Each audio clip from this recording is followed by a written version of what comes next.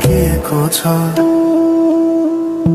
साँझको घाम जस्तै ओझेल पर्यो प्रेम, तर जलिरहेको छ भित्रै त्यो नेम। कसरी बिर्सु तिम्रो दृष्टिको मादकता,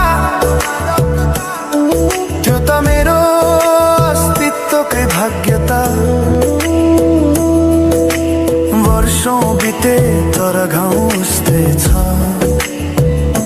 मुस्कानको आवरण भित्र दुःख लुकेको छ। समय